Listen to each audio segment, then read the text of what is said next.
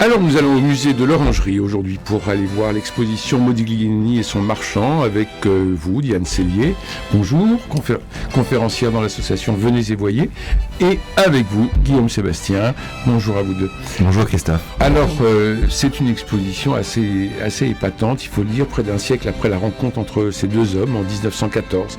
C'est la rencontre à la fois humaine et esthétique entre Paul Guillaume, et puis qui est tout jeune, hein, Paul Guillaume, il a 23 ans je crois à ce moment-là, et puis Amadeo Modigliani. On focalise sur ces deux personnages, on va voir ce qu'on expose, comment on l'expose, mais peut-être qu'on parlera d'autres personnages, parce qu'il y a derrière aussi Zborowski, et puis il y a aussi Jonas Netter, et un certain nombre de gens qui ont aidé Modigliani dans les mêmes années. Donc c'est un peu occulté dans l'exposition, mais il faut dire que Paul Guillaume va être, allez, on va dire la porte d'entrée parisienne à Amadeo Modigliani.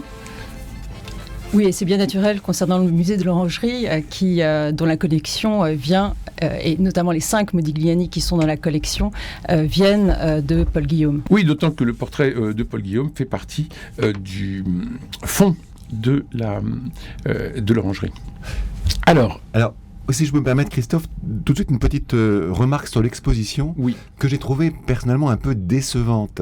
Oui. Parce que le titre de cette exposition, c'est Modigliani et son marchand Paul Guillaume. Je pense qu'on a d'abord mis Modigliani pour attirer le public. C'est un nom qui est évidemment bien plus connu que celui de Paul Guillaume. Et je trouve que le sujet n'est pas très bien traité, parce que l'exposition est assez petite, mais ça c'est le musée de l'Orangerie c'est comme ça. Et en fait, Modigliani n'a pas été tant que ça un artiste de Paul Guillaume, seulement pendant 2 ou 3 ans. Et Modigliani est un artiste extraordinaire, Paul Guillaume est un artiste un marchand d'art extraordinaire, et je trouve qu'on a une exposition qui n'est pas si extraordinaire que ça. Peu de choses sont dites, sont racontées sur les liens entre Paul Guillaume et Modigliani, et puis une partie de l'exposition est hors sujet, puisqu'effectivement on parle de Modigliani qui n'est plus dans la galerie de Paul Guillaume, mais qui est dans la galerie qui est vendue par Zborowski, donc après Paul Guillaume. Voilà, donc c'est une petite parenthèse. Après, j'encourage bien sûr nos auditeurs à aller voir cette exposition, parce que Modigliani, c'est formidable. Apprendre des choses sur Paul Guillaume, c'est extrêmement intéressant. Et effectivement, on est en plein cœur du musée de l'Orangerie, qui contient cette magnifique collection donations Paul Guillaume et de son épouse Domenica, dont il faudra parler un petit peu plus tard. Oui, on aurait pu avoir une exposition Modigliani et ses marchands, et ses mécènes, et ses amis, parce que ses amis, c'était Utrillo, Survage, Soutine, Kissling. Donc, il y a... Bon, mais ça, on parle d'une autre exposition. Alors, Diane Cellier. Alors moi, pour ma part, je n'ai pas été trop déçue. Alors, je ne m'attendais pas non plus à ce que le propos aille très très loin, parce qu'en effet, Paul Guillaume s'est occupé réellement activement de Modigliani entre l'automne 2015 et la fin de l'année 2016, quoi, activement. Il a été son marchand de référence, en lien direct avec lui à ce moment-là. En revanche, il est vrai qu'il a continué à promouvoir son œuvre par la suite, un peu en main dans la main, si j'ai bien compris, avec Zborowski qui avait pris sa succession, et également, et là il a eu un rôle majeur après la mort de Modigliani. Donc quelque part, je ne m'attendais pas à ce qu'il ait un rôle dans la production, dans les recherches picturales et artistiques de Modigliani. En plus, Modigliani était quand même quelqu'un de terriblement indépendant. Je ne pense pas qu'il se serait laissé guider tant que cela par Paul Guillaume. Ce que j'ai aimé dans cette exposition, c'est justement peut-être de voir les deux marchands. Alors, on ne parle pas de Zborowski, mais on le voit après, et on voit comment, néanmoins, malgré tout ce que je viens de dire, la production de Modigliani change entre la grosse année Paul Guillaume et à partir de la fin de l'année 2016, donc 2017, on voit surtout des portraits de 2017-2018 dans la dernière salle. C'est Paul Guillaume qui intéresse, qui ouvre Modigliani à l'art nègre ? Non, c'est plutôt Paul Alexandre, quoi, pardon. Oui, alors, en fait, je pense qu'il faut d'abord parler de Paul Guillaume avant de parler de Modigliani pour cette exposition. D'accord, alors on y va. La vie de Paul Guillaume était extraordinaire. donc c'est quelqu'un qui vient d'un milieu assez modeste. Pour gagner sa vie, il est employé dans un garage qui est avenue de la Grande Armée. L'avenue de la Grande Armée à l'époque, c'était les voitures. Beaucoup les voitures, passe la très bonne société parisienne. Et puis dans ce garage sont importés des pneus en caoutchouc, et dans les caisses ou dans ces pneus, on ne sait pas très bien, eh bien il se trouve des sculptures d'Arneg, des masques africains. Et Paul Guillaume, qui a beaucoup de goût apparemment, eh bien est très intéressé par ça. Il en expose quelques-uns dans les vitrines du garage. Les garages avaient des vitrines, comme les galeries d'art. Et puis, de façon incroyable, Guillaume Apollinaire passe devant le garage. Lui-même est très intéressé par l'Arneg, qui commence à être en vogue à Paris, beaucoup auprès des artistes. Et il rencontre ce Paul Guillaume, qui doit être quelqu'un d'extrêmement séduisant, qui est tout jeune, qui a effectivement 22-23 ans. Paul Guillaume lui dit que le garage, il n'a pas envie d'y passer toute sa vie. Et à partir de là, se noue une amitié, une relation extrêmement forte entre Paul Guillaume et Apollinaire. Celui-ci le présentant à ses amis, aux grands intellectuels parisiens, marchands, etc. Et c'est comme ça que peu à peu, Paul Guillaume sort de son garage, et puis il va ouvrir sa première galerie, qui est une toute petite galerie à côté de la mienne, rue de Miromesnil, au 6 rue de la Miromesnil, où il fait sa première exposition la veille de la Première Guerre mondiale. C'est absolument incroyable.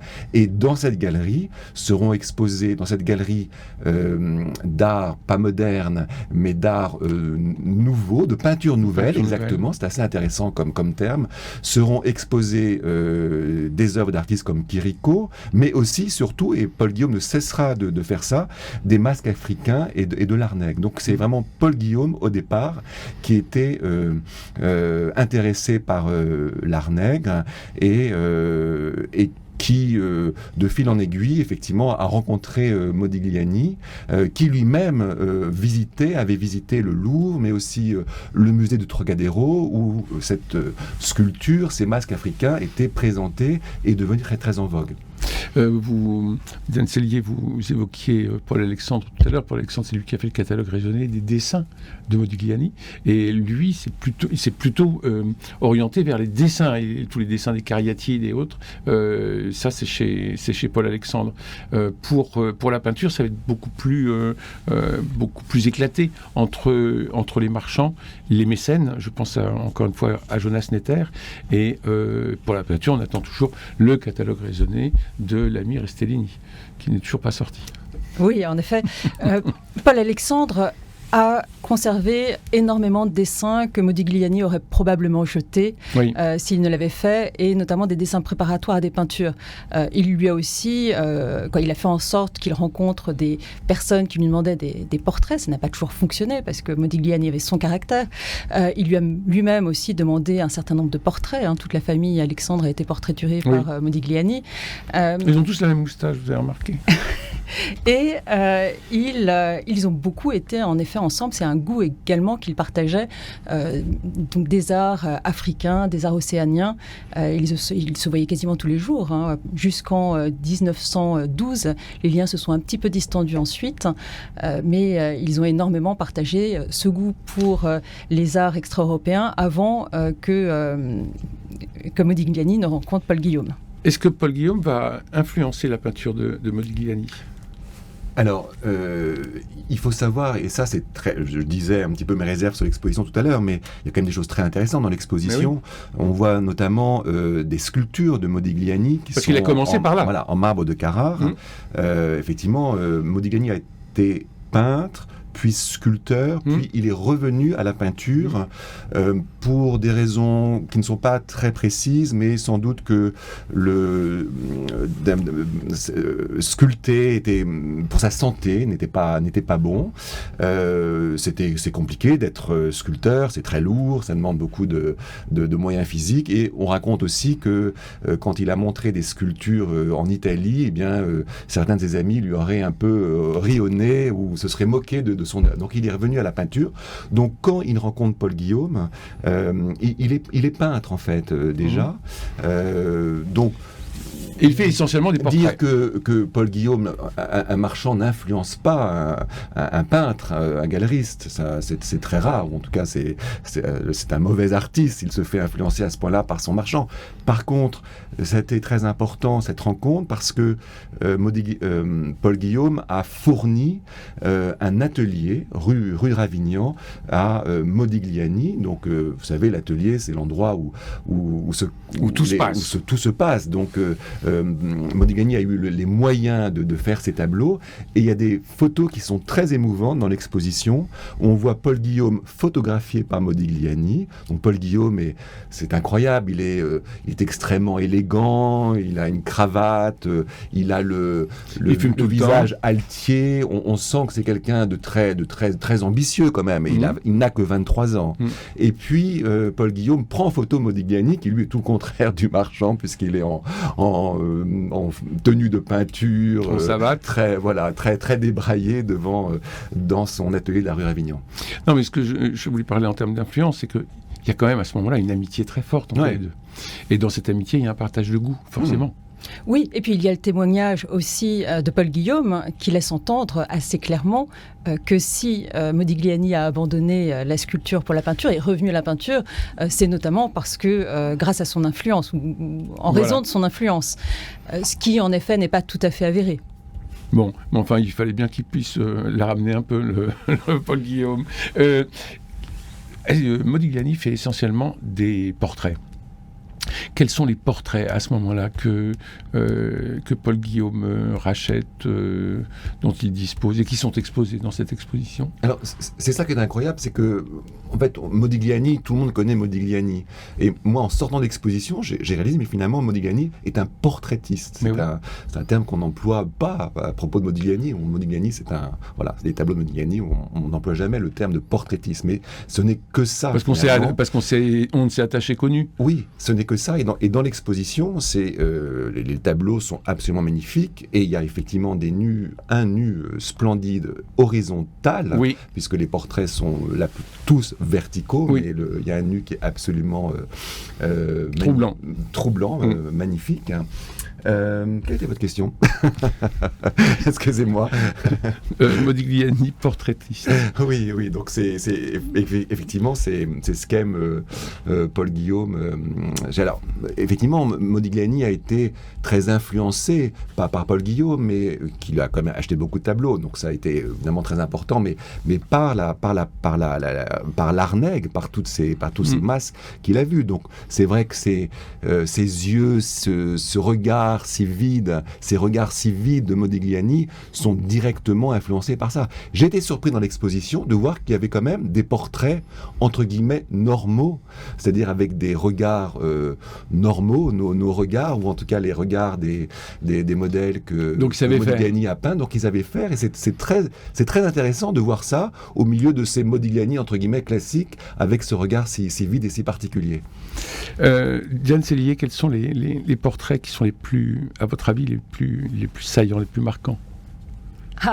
Ça c'est quand même une question extrêmement subjective, parce que soit on va être frappé par les portraits qui sont du côté du masque africain, donc ceux qui sont plutôt dans la seconde salle, les portraits de 1915, soit on va être intéressé davantage par les portraits qui montrent l'humanité, la personnalité des modèles, et ils sont nombreux, que du reste le regard soit vide ou qu'il soit plein.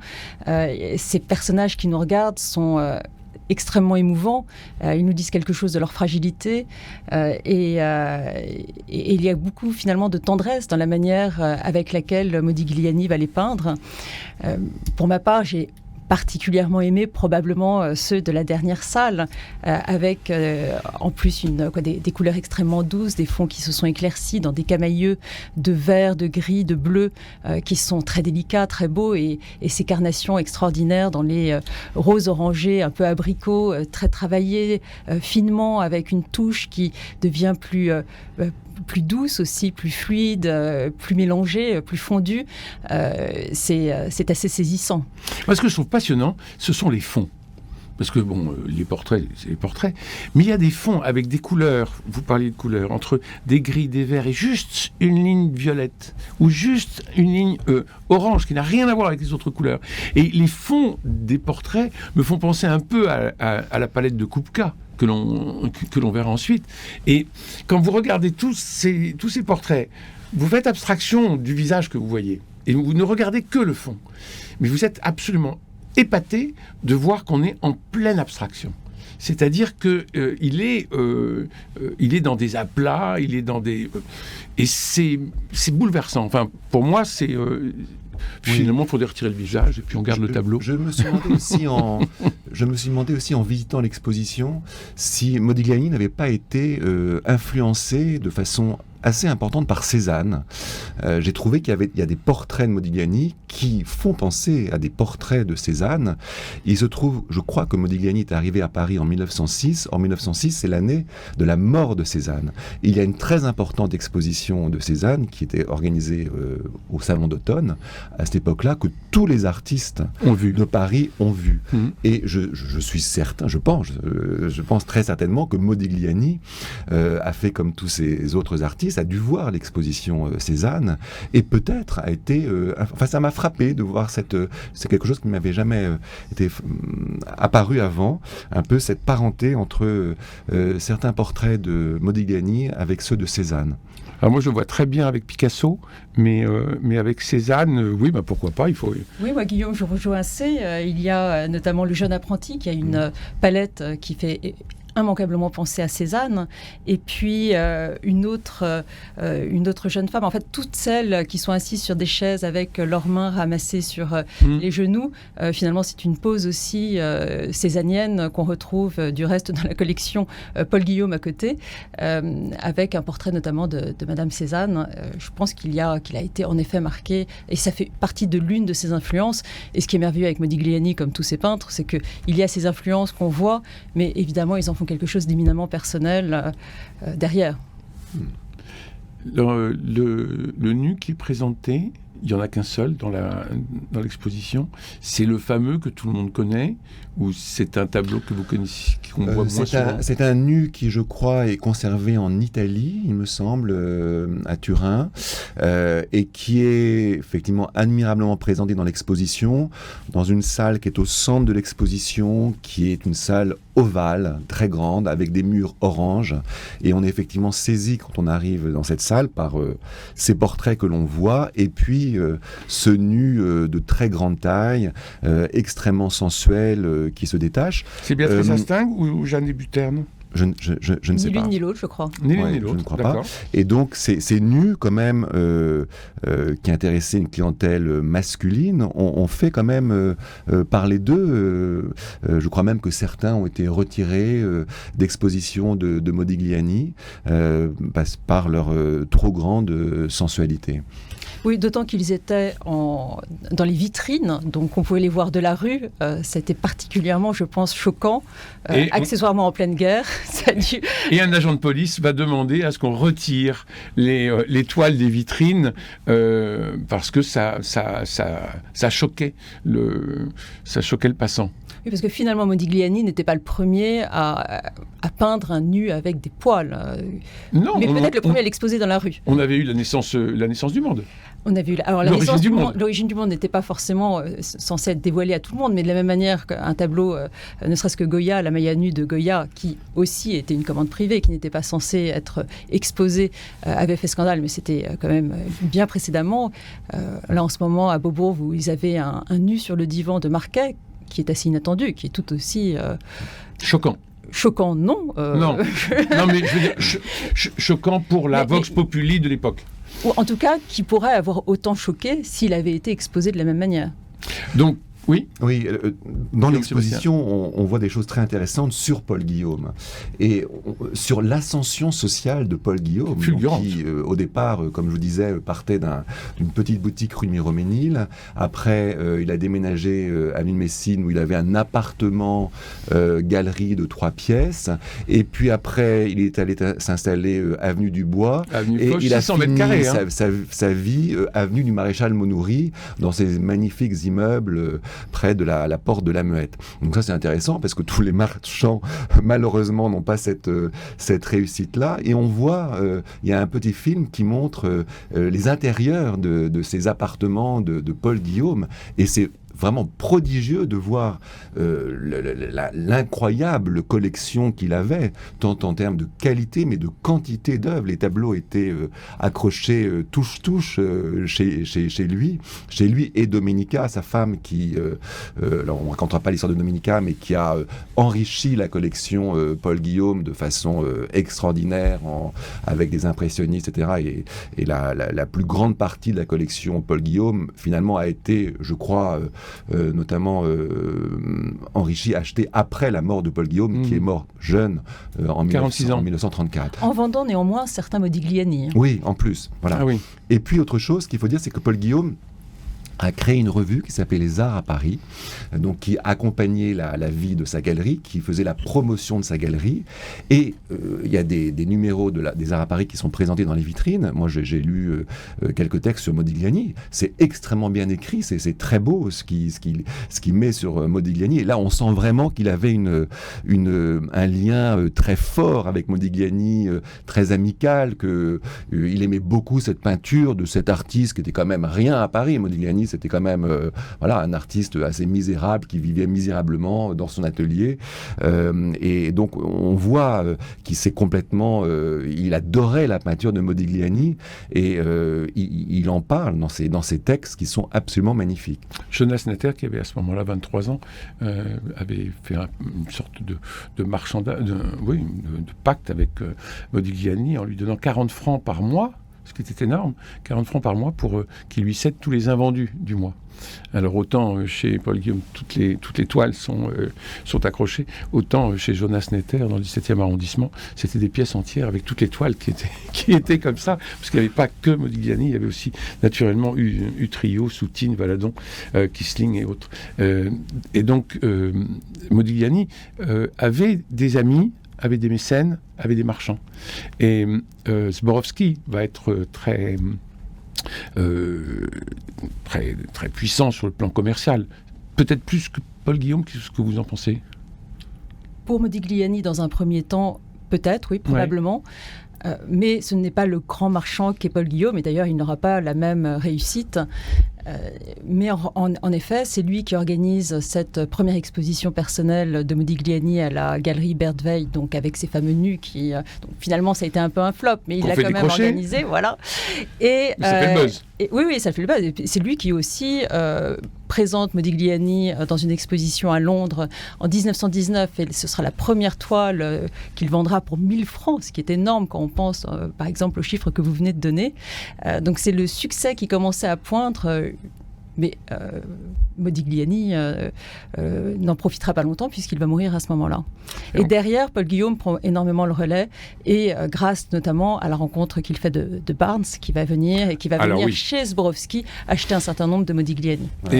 Et ça, c'est la rencontre décisive, effectivement. Oui. Barnes va être un tremplin. C'est Barnes qui a tremplin mondial. Un peu la gloire de Paul Guillaume, notamment. Et je ne sais pas combien d'œuvres de Modigliani sont dans la collection Barnes. Il y en a beaucoup, je crois une quinzaine, autour d'une quinzaine. Voilà. Mais c'est effectivement incroyable comme Paul Guillaume, très tôt, très jeune, a envoyé des œuvres des artistes de sa galerie aux États-Unis pour les diffuser. À peine 30 ans. À peine 30 ans. Donc il avait du flair, un flair commercial, et il avait un goût sûr. Mais d'où vient ce goût sûr ? C'est complètement inné ? Alors, il a travaillé beaucoup avec des décorateurs au début, avant d'avoir ouvert sa galerie. Il a travaillé, je crois, chez la sœur de Paul Poiret. Donc, il avait du goût. C'était quelque chose d'inné pour lui. Et voilà, il avait ce goût-là qu'il a bien sûr servi tout au long de sa courte carrière, finalement. Un peintre et son marchand, Amadeo Modigliani, c'est jusqu'au 15 janvier. Voilà. Au musée de l'Orangerie, oui. Avec une très bonne biographie qui vient de sortir sur Paul Guillaume, qui est en vente au musée de l'Orangerie, que je suis en train de lire. Je n'ai pas le livre avec moi, j'ai oublié l'auteur ou l'autre. Sylphide de Daramy. Absolument. Bravo. On a deux photos en portrait, à la fois de Paul Guillaume et de Amadeo Modigliani. Ce qui est très amusant, c'est qu'ils prennent exactement la même pose, le même regard devant le photographe, et on voit qu'il y a une complicité entre les deux, incontestablement, et qu'ils devaient quand même pas mal se marrer. Parce que quand on voit ça de façon un peu distancée, parce que le côté culturel, le côté beaux-arts, etc., on s'imagine que c'est très très sérieux. Mais en fait, je pense que, et il n'y a qu'à voir le portrait de Paul Guillaume avec sa clope, fait par Amadeo Modigliani, je pense que c'était quand même un vrai marrant. Diane Sellier, merci infiniment. Vous êtes conférencière dans l'association Venez et Voyez, et vous accompagnez des groupes à cette exposition Amadeo Modigliani, un peintre et son marchand, au musée de l'Orangerie jusqu'au 15 janvier. Merci Guillaume Sébastien, vous retournez dans votre galerie, s'il passe plein de choses en ce moment. Oui, pas mal de choses. Bon, il faut qu'on vienne vous voir. Merci à Cédric Cobat, François Dieudonné, Louise et Marie Picard et Camille Meyer pour la réussite technique de cette émission. Vous savez qu'en téléchargeant l'application Radio Notre-Dame, vous pouvez nous écouter partout et tout le temps. Nous nous retrouvons demain mardi, l'émission littéraire pour Le Grand Secours, un très bon roman de Thomas Reverdy publié chez Flammarion. Myrna Elou sera avec moi pour recevoir les réactions de l'auteur. D'ici là, prenez soin de vous et des autres, et je vous embrasse.